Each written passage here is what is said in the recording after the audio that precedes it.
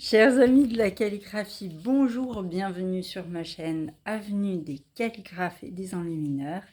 Et aujourd'hui, comme je suis à Istanbul dans un Airbnb, je vais vous parler de voyage. Parce que les copistes au Moyen-Âge étaient des gens qui voyageaient, surtout à l'époque romane qui m'intéresse particulièrement.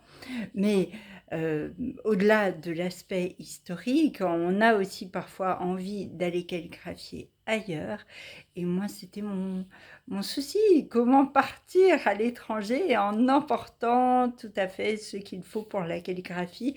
Donc, certaines choses sont bien réussies, pour d'autres un peu moins bien. J'ai abandonné tout un tas de choses, des plumes, je les ai données la plupart du temps. Et voilà, j'avais peur de regretter aussi. Mais finalement, voilà, vous allez découvrir le contenu de mon sac pour calligraphier en voyage.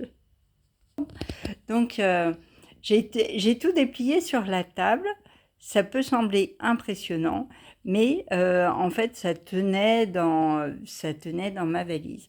Alors, qu'est-ce qui était le plus important pour moi? Je crois que dans un premier temps, j'ai pensé d'abord aux plumes. Tout ce qui était donc je les ai mises là. En fait, là, c'est ma petite pochette. Voilà. C'est une petite pochette à plumes. Je sais pas si je peux pas ouvrir d'une main, mais vous me croyez sur parole. Il y a mes plumes d'oie. Pour l'instant, je ne les ai pas utilisées.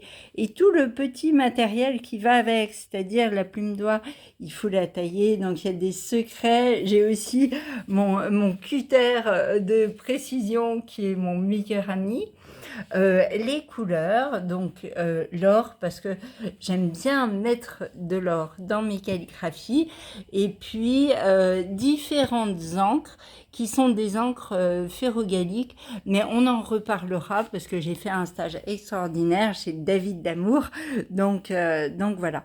Bien sûr, tous les documents de prise de cours où j'ai pris les notes qui me servent toujours, et puis mes cahiers où j'ai déjà réalisé quelques... Non, celui-ci est vide, il vous faut toujours un cahier vide sous la main en cas de nouvelle idée pendant que les autres sèchent. Voilà, j'ai déjà réalisé quelques pages d'études en différentes calligraphies. Donc voilà, j'ai complètement fait l'impasse sur les pigments parce que je ne pouvais pas prendre ça dans ma valise. En revanche, j'ai pris mes cubes de gouache. Donc au passage, la pub pour les magasins, mais ça, on y reviendra aussi. Donc voilà, vous connaissez absolument ma valise de voyage.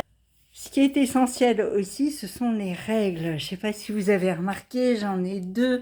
J'ai mon compas. C'est toujours par là qu'on commence, par définir l'espace.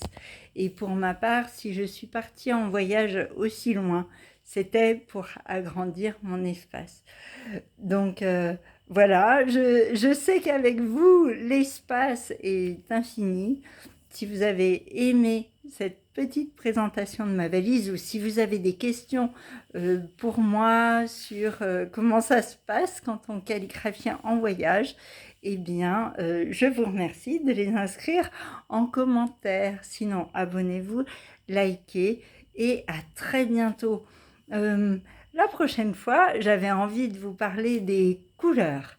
Donc, vive l'enluminure et vive la calligraphie.